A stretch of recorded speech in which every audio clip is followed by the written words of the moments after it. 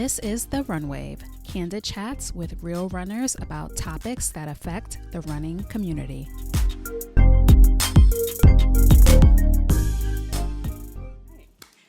Hey everybody, welcome back to another episode of the Runway Podcast. I am your host Kim, and I have a very special guest with me today, KRod. Kim also. Yes. How are you? I'm well. I'm doing good. That's I feel good. great. That's good. I feel like I haven't seen you in forever. Years. I think the last time I saw you was at an event Adidas was doing on Broadway. It was during marathon season, but I can't Probably. remember the year.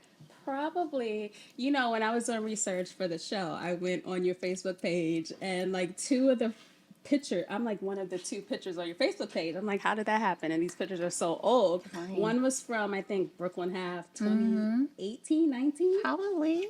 And then I don't forget what the other one was for, but I just look at those pictures and we're like, so every time we see each other, we're like, I think all Kims get along, right? It's just, it's something about being a Kim.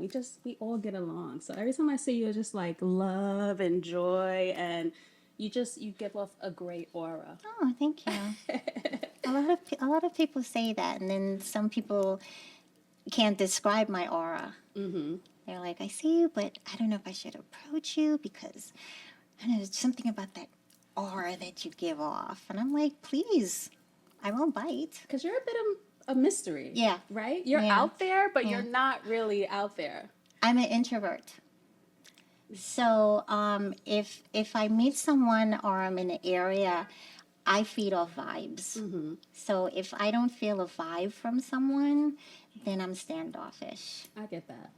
That's how I am. I don't think I'm an introvert. I'm probably the opposite, but I'm like the same way as well. Like you got to feel the vibe, right? Yeah, I very much work off of people's vibes. With people, yeah. Mm-hmm. So I want to know a little bit about you because, like I said, we know your online persona. We know you're a runner, but I want to dig a little bit deeper. Mm-hmm. So tell me about Kim. First of all, are you a Kim or a Kimberly? It's Kim, actually. You were born a Kim? I was born a Kim. Wow. Yeah. Wow. Mm-hmm. So tell me about Kim. Where was Kim born? Kim was born in Georgetown, Guyana. So I'm Guyanese. Okay. And I came here with my sister when I was 4 years old. Mm-hmm. No, sorry. I was 7. My sister was 4. And we've been living here in Brooklyn since then. What? I had no idea you were Guyanese. I'm Guyanese. See, I don't have an accent. So that throws off a lot of people because I lost my accent. Uh-huh. So what's the origin of your last name? Rodrigues? Yeah. One, it's a lot of people say Rodrigues, but it's actually pronounced Rodrigues because it's Portuguese.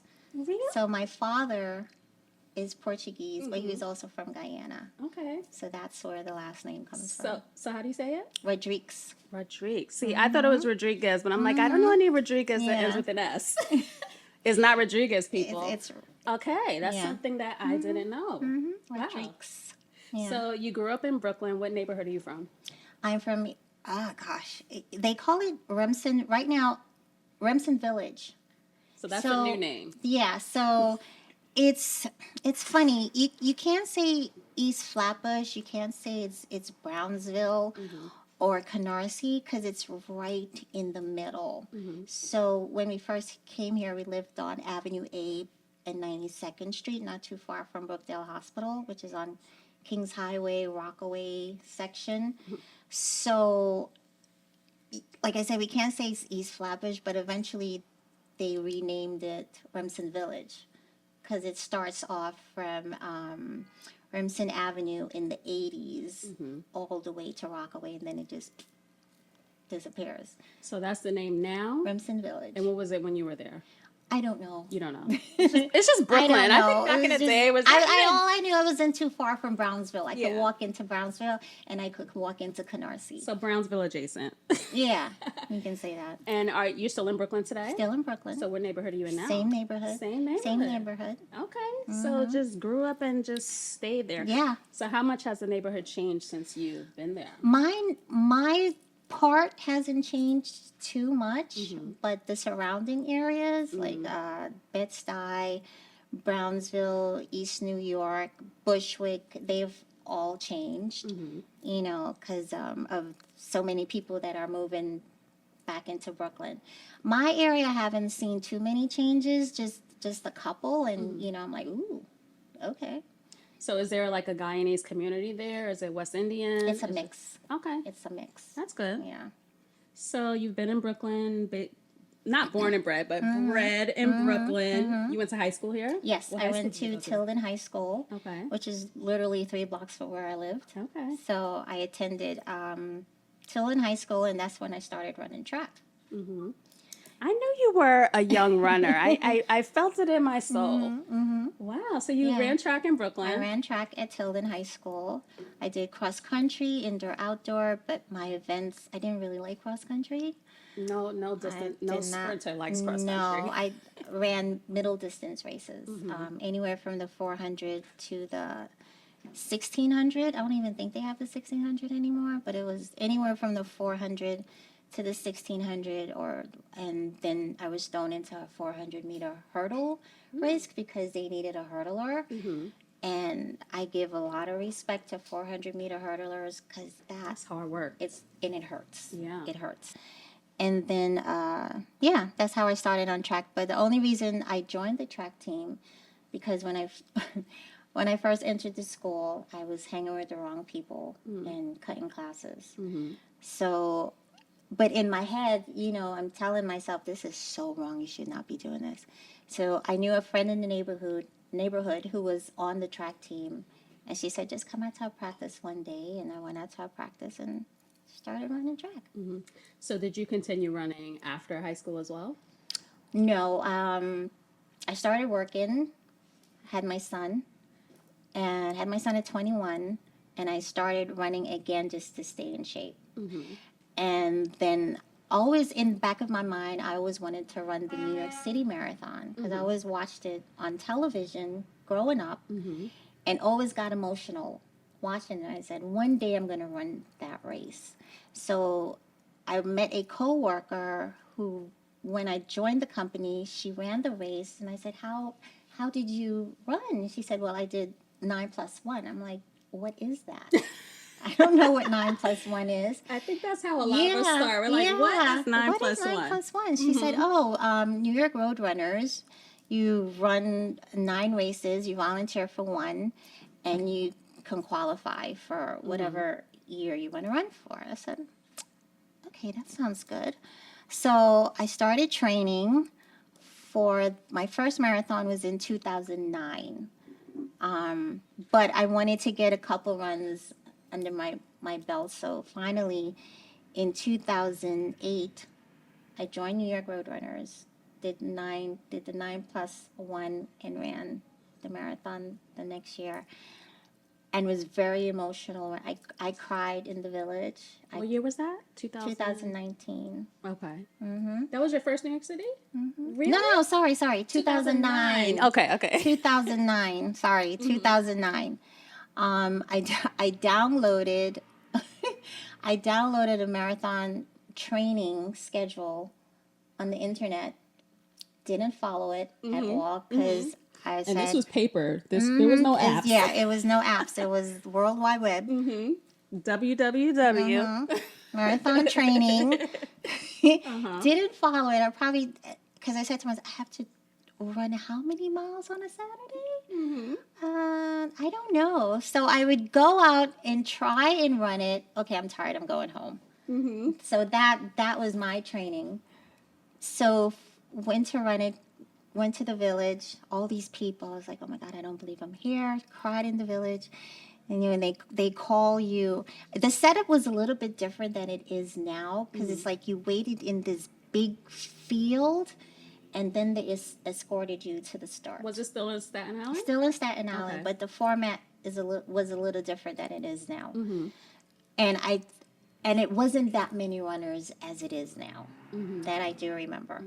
So, like I said, went to the village, cried on 4th Avenue, cried on Williamsburg, cried over the bridge. I cried an entire route because no one told me how many people would be out there cheering for people they don't know, just running in the streets to get to Central Park. So that's why it's emotional. So I said, well, I'm never doing this again. It was hard. I think I finished in 5 hours and change. And She finished in my time, y'all. In 2009. Okay. Okay. yeah, so yeah, so it's like I'm never doing this again. And then, that feeling doesn't last too long. It's like, okay, when I'm gonna run the next one. So You always feel the euphoria of finishing, and then the pain comes, and you're like, I'm never doing this again. And then you're like signing up for it again in a you're month. signing up for again. Yeah. And the whole thing, I trained by myself doing that because there wasn't anyone I could run with. No one was into running when I was doing it. And then they didn't have the running crews. They didn't have the running clubs then. People fail to like, you new runners, you guys are so lucky, because I started running in 2013. 10 years I've been running. She was starting running in 2009. There were no run crews. There was no calling your run buddies and going on a run. No, you There have were to do it by professional yourself. run clubs, Yeah. right? But you Yeah. had to be fast. Like, they weren't letting us in. No. They're white. They're Fast. male, female, but they're fast. Like, there was none of that back then. So, like, I hope new runners coming in are appreciative of what they have, because Yeah. I had They Black have- Girls Run. That's all I had 10 years ago. There was nothing else. There were no clubs. There was no crews. There was no parties. Well, after parties, you just went home and called it a day. I know. So it's just crazy, like, how running has changed in such a. I mean, 10 years is a long time, but in the grand scheme of things, since I started running, it's not really that long. But it's just changed so much, and there's like so many opportunities now for runners. Yeah, and- you have to find where you belong now, because I know I'm going to touch something like really, but Go ahead. I don't touch it. care. Like I said, you have to find a running club or crew where you feel belong, because not many of the run crews are friendly. And I say that because I've experienced it myself, and I have had other runners come to me and say, "Oh, I tried going out to run with this crew, but they weren't too friendly. They saw a new face, but they ignored me. And I said, sorry that happened, but there's so many other run crews. Don't give up on other run crews just because you had that experience with this one crew. Try other crews. See where you fit in. Maybe that crew will be much more friendlier, because I know with Old Man Run Club and Bridge Runners, if people show up, they always say, who's the first timer? Who's here for the first time? And that's how they're welcomed. Or there were a couple of times when I would run with Old Man Run Club, and if we stop somewhere or stop at a sign, they say, oh, do you run with them often? I say, yeah, I run with them all the time.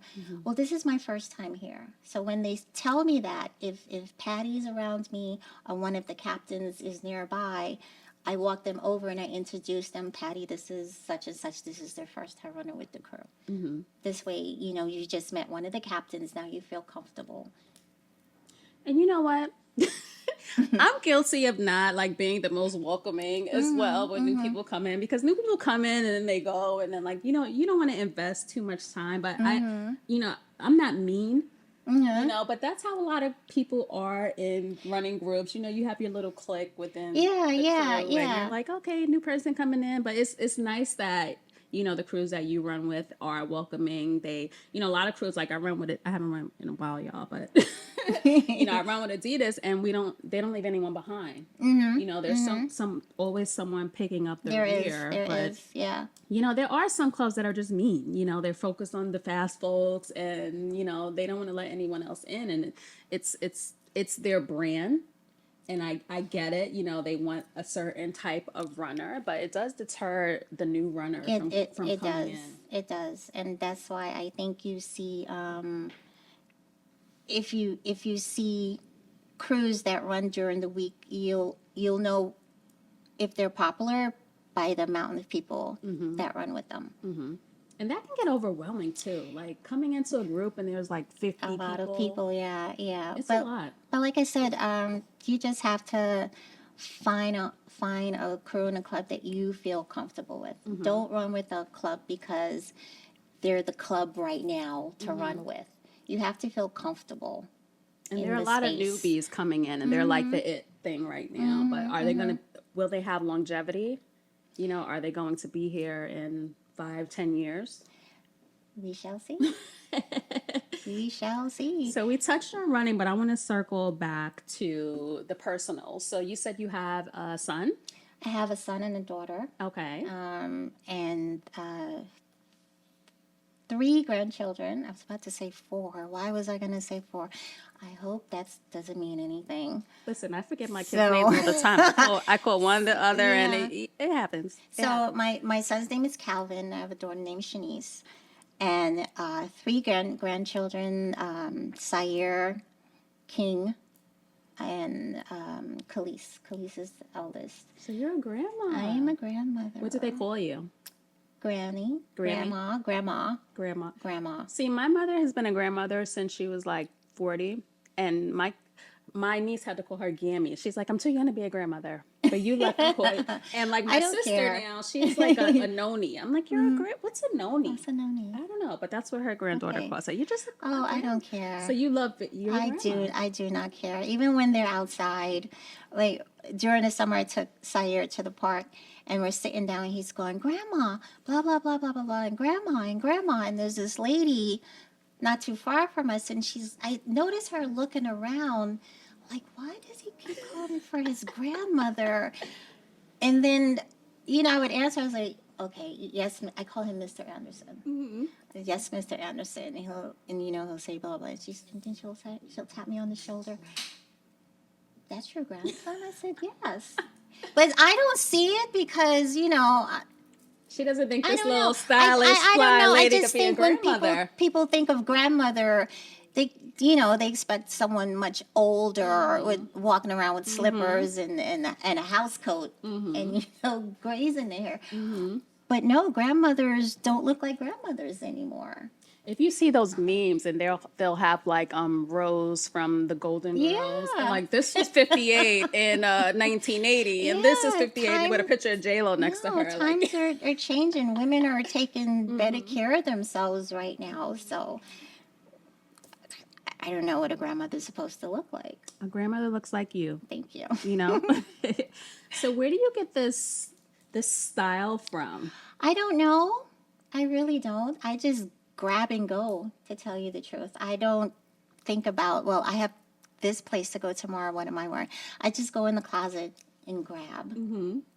That's you what don't I have do. any style inspiration. You're one of a kind. Thank you. I will say that. Thank you. And you like I couldn't pull it off. I couldn't pull it off, but you pull it off like impeccably. No, I just grab something, and if I do go shopping, I just know what's for me. Mm-hmm. I just know what I like, and I like things that are a little different. Not everyone is wearing, but at the same time, you will always see someone in the same outfit as you, but it's the way you carry it. Everyone carries a style their own individual way. Yeah. So what does your family, your kids and your sister think about this whole running life? Things, they're Yeah. used to it because I've been doing it for so long. I know.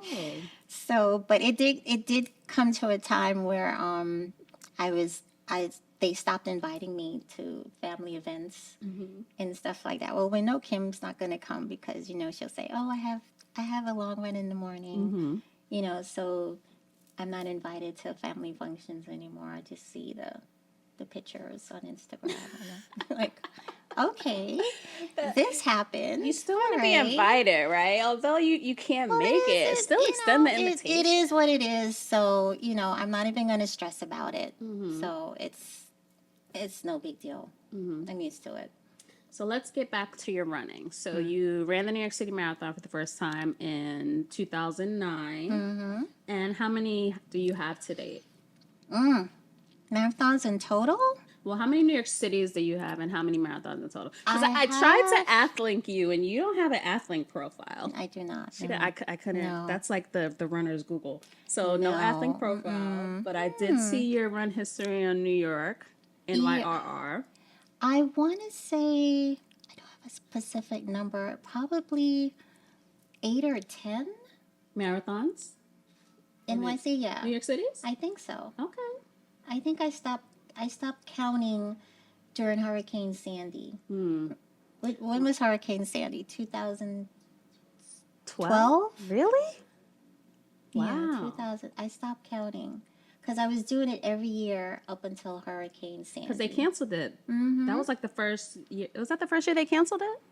Yeah, I remember when they canceled it because I was on my way to the expo to pick up my bib. Oh, no. Mm-hmm. And they canceled it. They canceled it, but they said you can still come and pick up your, your goodie bag or whatever. And they were also giving you the medal. At the expo? I believe so. They said, I'm not sure if it was at the expo, but they said they would give you your medal. I mean, because what were Because they it was going to do with canceled. it, right? Yeah, I didn't take it Uh-huh. because I felt, I didn't run it, so why am I taking the medal? But then I realized, shit, it was in the... You can curse on the runway. That's okay. Okay. It was in the fee that I paid, so I probably should have gotten it, but I just didn't feel right taking the medal. So the next year, did you have to pay again, or did they Of defer? course. So, Of yeah, everyone course. had to pay again. It's NYRR, baby. The millionaire company making people pay again for the NYRR, you have to marathon. pay again. Wow. So Yeah, so I don't think I ran it in 13 or 14 or 15. I can't remember. I may have ran it. No, sorry. I did run it again. Because I did it in memory of my cousin's husband who passed away. That was in 2012. I always wonder how people like keep track of how many races they, because I have no idea. Like I know I got my 6 stars, so I have at least 6 marathons. Past that, I have no idea. I mean, I have a lot of halves, and I just I don't keep track anymore. Like, I don't keep track, but I did do it the next year. Was it the next year or was it in 2016? I can't remember. I think it was 2016. I did it in memory of him. so do you have any other majors of the 6? I only have Chicago, Boston. You did. When did you do Boston? I did Boston in 2019. Okay. I was invited to do Boston through Bridge Runners and Cliff Bar. So that's the only reason why I did Boston. But I would love to qualify for it. Yeah, but my goal is to qualify for Boston. Listen, why do people have such a problem with the invitational entry? I don't know, because I think those people want to get into Boston, and when you're invited, they feel away. Like, why are they being invited when, other people have to earn to get into it? I did earn it. I've been running all these years. Hello. I can run it. Why not?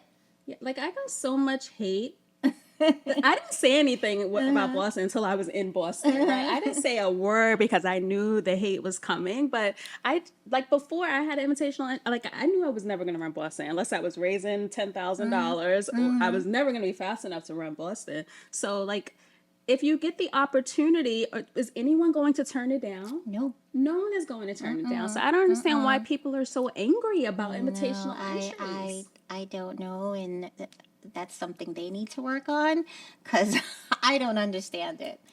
Because I'm pretty sure if that same person would get an invite, they would run it. In a minute. They would walk to Boston if they had to. I mean, yeah. Come on, people. We need to be supportive and encouraging. Yeah, but I think it's that whole entire idea that, I ran this certain time. I earned the right to run Boston. And look at this year. You had to be 5.5 minutes faster to earn the right to run Boston. Yeah. So, and I think that's the way it always was. But for some reason, I feel that they tweaked the time so more people could run it. No. I think it used to be like 2 or 3 minutes, right? 2 to 3 minutes faster. 2 minutes. I don't think Pre-COVID it was 2 minutes. 5 minutes. They're really. Yeah. It was 2:30 pre-COVID. Yeah, it's like 5.5 is a lot. Like you work so hard to qualify, you get in, and then it's like I had to be another 6 minutes faster than Yeah. the time that you It's told me. I have a gripe to pick with that's Boston. too stressful. I know That's it's so stressful. stressful and It's stressful on the athlete with training. Oh, okay. all right. So we talked about your majors. Any races you doing New York City this year? No, You're not. I didn't get into New York. I didn't get into New York last year either. But Jerry from Goldfingers hooked me up. Okay. Yeah. It's not all the time what you know, it's who you know. Who you know. Yes. So that's good. So you're running New York City then. No. You're not. So why'd you say Last year. Oh, last year. Yeah, Okay. last year. So you're gonna be on the side cheering? I'll be in the side cheering. It all depends. It all depends. But Depends on what? my plan is to cheer. Mm-hmm. But when is New York? November, early November. So First it all Sunday in November. yeah, it all depends how it goes with my treatments. Yes. Yeah, and if I could be in crowds. So speaking of treatments, it is October. It is Breast Cancer Awareness Month, and that's one of the reasons I wanted to speak with you. Besides the fact that you're just incredible runner person, etc. But in August, you did reveal that you were diagnosed with breast cancer. So how did that diagnosis come about? It came about a year ago. I felt something, but to go to the doctor and they'll tell you, we'll just wait and see what happens. So within that year it started growing, and then I was told it was fibroids. So you did a self-exam? Okay. And I was told it was fibroids, and then after a while it just started looking weird. So my daughter knew and my sister knew, but what really got me to get it checked out once again is when she said to me, Kim, please get it checked out, because I don't know what I would do if something happened to you. So I promised her. The next day I went to work. I went to the emergency room at NYU, Langone, and the doctor just took. One thing I want to make clear is that you can see my tumor because by nature I am flat-chested, so it's just growing on skin. Okay, so when the doctor came in, he just took a look at it and said, I think it may be breast cancer. Oh, you can physically see this baby, right? So I said, okay. I just sat there. I was like, all right. No emotions ran through me or anything. I just said to myself, if that's what it is, if that's what it is. So he said that before you. He did just any took tests? a look at it. He just looked at it and said, and they know what it looks like, but it can also be. It also looks like fibroids. But it was just looking very weird to me. It was red. It would burn if I eat certain foods. So, and we'll talk about that later. So he took a look at it and he said, I think it may be breast cancer. I said, okay. Then he went and spoke to another doctor. That doctor came in, said the same thing. I said, okay, what do we do now? I'm going to refer you to the Perlmutter Cancer Center, where I am right now. And I'm going to give you the number, call and schedule an appointment. Did just that. Met with one of the doctors who was a breast surgeon, Dr. Carr. She took a look at it and she said, it may be breast cancer. And I said, okay, so what do we do now? Wait, so they didn't do a biopsy first? After she said that, I said, what are the next steps? They scheduled a monogram and a sonogram that showed it is breast cancer. Then they did the biopsies after that. They did the breast biopsy and the lymph node that formed. They did a biopsy on that. And then with the next visit, that's when I was told it was cancer stage 3 breast cancer, estrogen driven. Part of being a woman and having estrogen. Exactly. So what are the different Because we all hear stage 1, stage 2, 4. Where does stage 3 lie? Stage 3 is right in the middle where it can be cured. It's aggressive, but it's not growing. It was so funny because once I was diagnosed, it didn't grow much. It just stayed at that one size. And I think that's because I was drinking certain herbs. I would go to the herbal store, and I'm drinking, which I've been drinking all along, soursop tea, which was the soursop leaves, and you just put it in a pot and make tea out of it. So I've been drinking that every day. And even after I was diagnosed, I've been taking that too, along with neem leaves and EM leaves. That helps with cancer cells, and it also helps with my chemo. Any reactions that I should get also with the medicines that they've been giving me. So it's all been working together. So going back, so it was the monogram, sonogram, biopsies. Then after biopsies, it was body scans, pelvic, chest scans, bone scans, and these are all scans to see if the cancer spread. I was happy when they said it didn't spread to my bones. I was happy about that. But during one of the chest scans, they found, they saw 2 lesions on my liver. So they said it may be an ulcer or a cyst, but they just didn't, they wanted to make sure that the cancer didn't spread to my liver.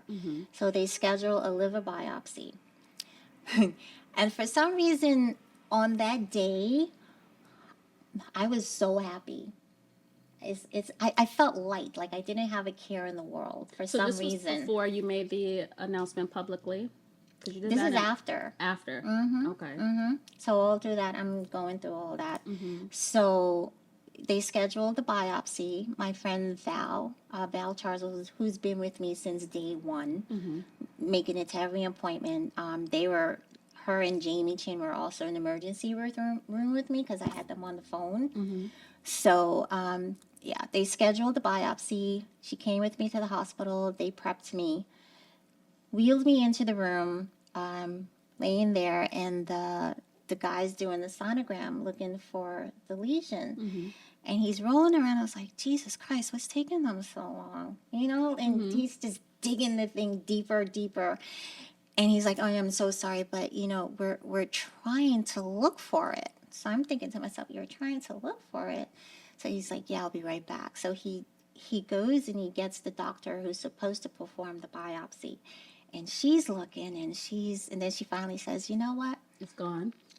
We don't see it. So I'm like, what do you mean you don't see it? Well, they're supposed to be, she's hitting the screen. It's supposed to be right there. So I'm thinking to myself, thank God. Like, thank God they didn't see it. Thank God, there's nothing there. So she says, we're going to abort because we can biopsy on something that's not there. So I said, okay. So I called Val. I said, Val. She said, you're done already? I said, they aborted. They couldn't find it. What do you mean they couldn't find it? It's not there. So I said, okay. So power of prayer and just believing that, you know, I'm going to be okay. And even I said, you know, I'm going to go in there and I'm not going to see anything. And so said, so done. So They could have didn't been see like anything. a cyst or... Could have been. I don't know. Yeah. Because I don't know. We don't know. So they said, you know, we have bigger things to think about right now. We'll revisit that later. But which they will. They'll do another scan to see if the spot is still there, and if it's not, then it's probably there, but now it's gone. But during one of those tests, it's minor too. They did find a fibroid on my uterus. It's not bothering me right now. It doesn't hurt. But what I did find out is that because I no longer get my period, that's why it's not bothering me, because fibroids feed off of blood. So that's why it bothers most women, and that's why it grows also. So I'm finding out a lot of things about my body during this phase of my life that I never knew before. And And for anyone out there who want to invest in their health, I suggest you get a full body scan. Because I feel just getting a physical is fine, but they don't do the tests that they need to do. They'll probably take blood work and say, okay, you're fine, whatever. But they don't really know what's going on inside of your body, until it's too late. And then, like I said, you develop a fibroid or cyst, you don't know because. So I would suggest it's expensive. Your healthcare coverage may not cover it, but it's a good investment on you. So because it'll show you everything that's Most going likely on they in probably don't cover it if it's not like not needed or requested by a doctor. there. Yeah, exactly. So if you do go to your doctor, you could tell him this is what I want to do, and most doctors will say no, you don't need to do it, but advocate for yourself, advocate for your well-being and your health. And if they don't want to do it there, I believe there are places that will do it for you. So when you I hope first received confirmation that it was breast cancer, what was your emotional being? What went through your mind? Let's do everything we can to get rid of this. I didn't have time. I didn't cry. I didn't have time. I didn't want to feel sorry for myself and say, why me? Why not me? It could happen to anybody, regardless of how healthy you are or not healthy you are. And I'm a living testament of it. I mean, I'm a runner. I work out. I strength train. I cross train, and it happened to me. So I just asked the doctor, okay, what are the steps we need to do right now? And then she went into it. She said, well, chemo for 12 weeks. I just finished my 6th treatment last Friday. But before that, they watch your white blood cells because that's the first thing to go. So it was down, last week it was down 3. They have a chart, so it could range from anywhere between 3.4 and 10. Mine was at 3.2. So they said by Friday it'll probably get lower. So we're going to give you a booster to, to send a message to the bone marrow to start making more white blood cells. When I had it on Monday, when I went in for my infusion on Friday, it was at 8.8. And I said, wow, that jumped up a lot. But on top of that, one of the main side effects is bone pain, which I did not have, thank God. And then after, they said for 3 nights I had to take Claritin. The allergy medicine. For some reason that works with bone pain, they found out. So I guess a patient, was having bone pain. They had Claritin in the house, and they said, let me pop a Claritin and see what happens. So can we use that after we're sore on our runs? That's a good question. I don't know. Probably. Yeah, so I had to take, and I had no bone pain whatsoever. But the only thing is, for some reason, the Friday when I woke up, the thighs of my muscles was, I had like a little spasms going on, and it just lasted for a couple of seconds, and then that was it. So I know you said you've done 6 treatments of chemo. What exactly, we always hear chemo, and what exactly is, I've seen it on TV, but I don't really know. So tell us, what exactly is chemotherapy? It's a set of medicines. They have different medicines. I'm on Taxol, which is a not too strong medicine. That's why I'm having it every week for 12 sessions. So it's the small, but it kills the cancer cells, and it helps shrink the tumor so they can do surgery. But like I said, I'm on the lighter dosage. But after this session is done, after the 12 sessions are over, I go on a stronger dose, which I can't remember the name of the stronger dose, right? But it will be a much stronger dose, which I will receive every 2 weeks for 4 cycles, 2 months. And that and that's going to help it to shrink even more because it's a stronger dose. Yeah. So once you've done your second cycle, what is Surgery. the plan? Surgery, because it will shrink enough for them to do surgery. Because right now the tumor is just on skin. Because like I said, by nature I'm flat chested, so it just grew on skin. So they can't do surgery like that. So they need, and I think either way, if it wasn't just on skin, they just need to shrink the tumor enough where the doctor can remove it in the lymph, if need be, the lymph nodes also. Have you experienced any? Because I see you're still running. Like, have you experienced any side effects? None at all. Nothing. Nothing. No Nothing. pain? No pain. No side effects. No numbness. My fingertips and toes have not felt numb, which they're supposed to. Underneath this wig is my hair, and I haven't lost my hair. I think and I'm not knocking the women out there who immediately go and shave their hair, because that is one of the symptoms. You will lose your hair. I'm a little different. I want to see it actually falling off before I shave it off. So if it comes to that, then I'm ready to do it. I have no qualms about shaving my head and going bald. Not at all.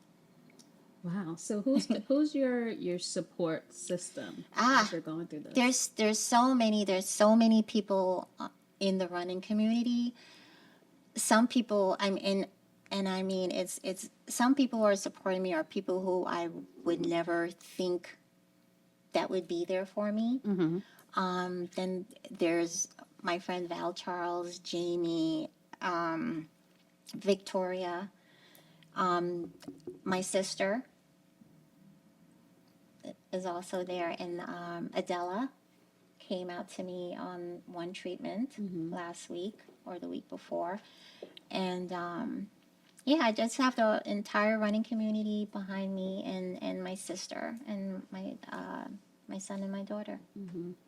I saw one of your friends. I don't know if she's a running friend, but she put up a GoFundMe, and That's Victoria. yeah.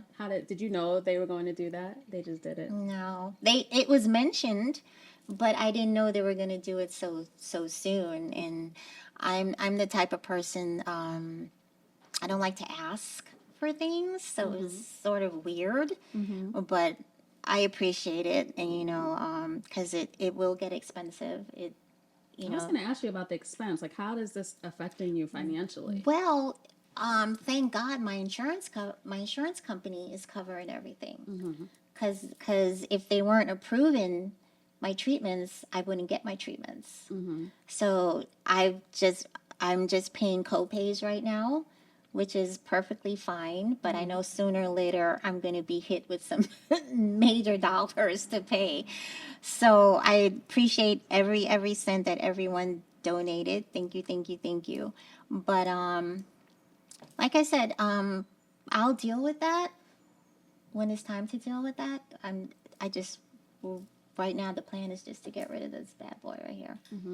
So what advice can you give to just women in general about just going to the doctor, doing your checks, like because you self-diagnose essentially, and what advice can you give to others to try to help avoid? You can't really avoid it, but No, just you can't. to detect Unfortunately, you can't avoid breast cancer or any cancer because, like I said, it just happens. We're born with cancer cells in our bodies to begin with. So what happens is that when, and I believe they're all separate, but when a cluster of them get together, that's when the problem starts, And I also got the genetic test, so it's not genetic in my the family. BRCA. It's not genetic, but I do remember a cousin of mine when I was younger, he had cancer. He had colon cancer, but he's fine now. My grandfather died of cancer, and then I found out a couple years ago my father died of cancer. I wasn't close to him, but one of my stepsisters reached out to me and told me. And then I recently found out last month that a cousin of mine had colon cancer. last year, which spread to her stomach and her uterus, I believe. But she's perfectly fine now. But then I'm thinking to myself, why didn't I know this? She's my cousin. Because people don't talk about it. No, and that's the thing. The African American community, unfortunately, do not talk about our health. And even if something is wrong, they don't let people know. They suffer alone. They do it in silence, and that is not good. We need support. And like I said, support will come in places where you don't think it will come from. It come from people you wouldn't even think paid you any time of day. You know, you'll definitely find out who are your real friends and who are not your real friends. You know, who are just fair weather friends. They say hello when they want to say hello, and you know, and then the next day you see you, they just pass you by like you're invisible. You know, you'll see those people for what they really are when you're going through something. Like I said, Val has been with me since day one. She comes to every appointment. If she can make an appointment, you know, it's because of a circumstance or whatever. But she's been with me through that whole time. Jamie, Victoria, my sister. But we need to pay attention to our bodies. We need to get our monograms when we're supposed to get them. And now it seems that we need to get them earlier because women in their 20s are now being diagnosed with breast cancer. Why? It's because the insurance companies don't want to pay. Yeah. I didn't get my first mammogram until I was 40. I think that's when, you know, the recommended age. But there's other cancers as well. I think, is it colon like 45 you start screening? Yeah, but I think we should start getting tested before that time. Because like I said, women in their 20s are now getting breast cancer. And why is that? Why is that? That's great. And you know, I often think that because we don't talk about it, we don't know how many have had any kind of illnesses before. You know, like I had a cousin that just passed from liver cancer, and I had no idea. I had no idea she had it because no one's talking about it. So I commend you for speaking about it publicly because you also open eyes for other people who never go. Some people just don't go to the doctor. No. Don't get their yearly checkups. Women, we have to go to the our regular doctor, and we have to go to a GYN. We have to do a lot. Like, it's so many things that we have to do, and just people don't take their health seriously. We don't. We think we're runners and we're healthy, but it can happen to anybody. Yeah, it could happen to anyone. So get those monograms, do your self-examinations if you feel something. And don't ignore it. Go to your doctor because early stage is a good stage. You know, most likely you probably won't have to do chemo. They can probably do surgery and then do what they need to do. But because mine was diagnosed late, this is why I'm going through what I'm going through. And I take it with a grain of salt. I have to do what I have to do. Well, I want to thank you. I'm so happy that, Kim's going to be on the cover of Midstripe magazine as well. And I asked Jesse, I texted him, I said, we should get Kim on the cover. He's like, no, we shouldn't ask her. She might not want to do that. I said, okay, I won't ask her. Then he goes back and he's like, maybe you should ask her. So I'm glad I asked. And I'm glad you said yes because, I learned more about you. I'm getting emotional. No, don't. Then you're going to make me emotional. Don't do that. Because, I learned more about you that I didn't know, and I want you to make it. I'm going to make it. I'm going to make it. I know I'm going to make it. I'm crying. Okay, do not cry. No, don't cry. Oh my Please. God. That's one thing I don't want people to do. But if you feel you need to, do it because... And I'm glad you're being strong because, I have no choice to be strong. I know. I have no choice because it's all in my attitude. It's in your attitude. Because some people hear the word, you have cancer, and immediately they start to think it's a death sentence. It is not a death sentence. It's a wake-up call. It is a complete wake-up call. It's a wake-up call. Look, Jesse's crying. Jesse's gonna roll your eyes. He's gonna get tearing up too. It's a wake-up call, and you learn just how strong you are, strong and weak you are. And I refuse to be weak in this circumstance because I know I have the best staff around me. I have people around me who love me, and you're going to make me cry, and I hate you for that. But yeah. So I've been already told by the man up above that I'm going to be okay. There's a reason why this has happened to me.